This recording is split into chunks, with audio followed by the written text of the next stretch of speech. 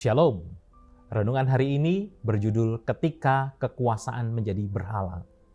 Yesaya 59 ayat 14 dan 15 berkata demikian, "Hukum telah terdesak ke belakang dan keadilan berdiri jauh-jauh, sebab kebenaran tersandung di tempat umum dan ketulusan ditolak orang.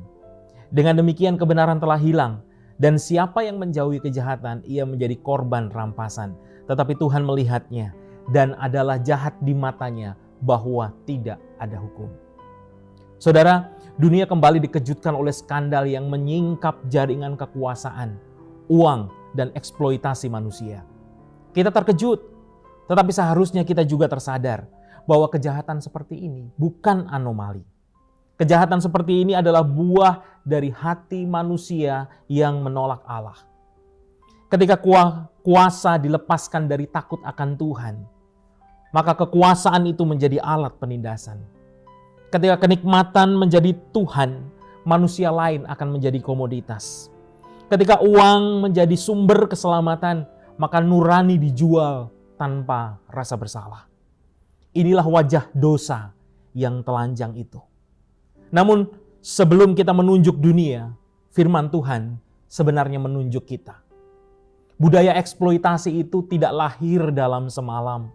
Budaya eksploitasi itu tumbuh dari kompromi kecil, dari hati yang mencintai kenyamanan lebih daripada kebenaran, dari masyarakat yang diam ketika ketidakadilan menguntungkan mereka. Dosa pribadi menciptakan sistem yang rusak.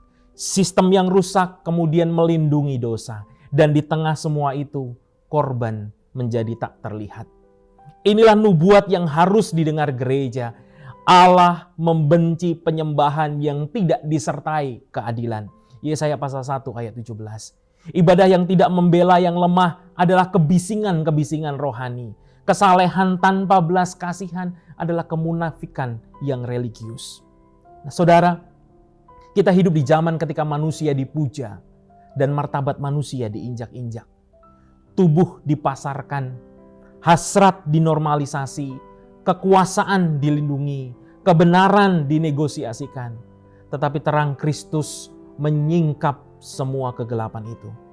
Yesus disalibkan oleh sistem religius dan politik yang berkolusi.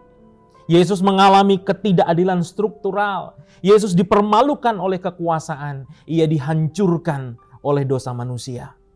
Namun, salib menyatakan dua hal. Bahwa Allah tidak menoleransi dosa dan Allah mengasihi manusia berdosa.